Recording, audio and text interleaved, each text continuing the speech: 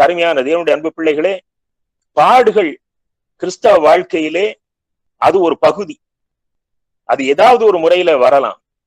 ஆனால் அந்த பாடுகள் நம்மை கிறிஸ்துவோடு இன்னும் அதிகமாக இணைக்கக்கூடிய ஒரு காரியம் தானே ஒழிய அது கிறிஸ்துவை விட்டு நம்மை பிரிக்காது. நீங்கள் பாபிலோன் தேசத்துக்கு யூதேயா தேசத்திலிருந்து அடிமைகளாக கொண்டு செல்லப்பட்ட சாத்ராக், மேஷாக், ஆபேத்நேகோ என்பவர்கள், நீங்கள் அந்த நேபுகாத்நேச்சாருடைய சிலையை வணங்குவீர்களா?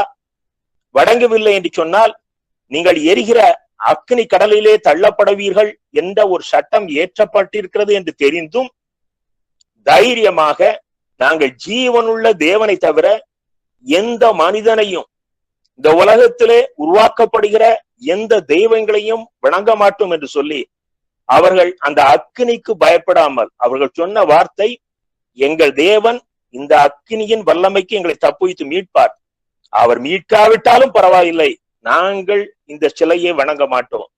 எனக்கு அருமையான தேவனுடைய அன்பு பிள்ளைகளே, இதுதான் கர்த்தர் தெரிந்து கொண்ட பாத்திரம். ஆகவே அவர்கள் அடிமைகளாக இருந்த தேசத்திலே கூட அவர்கள் உயர்த்தப்பட்டார்கள் என்று சொல்லி நாம் பார்க்கிறோம். இவர்கள் எல்லாரும் பாடுகளிலும் தேவனுக்காக வைராக்கியமாக நிற்க தெரிந்தெடுக்கப்பட்டவர்கள். உலகம் இவர்களுக்கு ஒரு பொருட்டாக இருக்கவில்லை.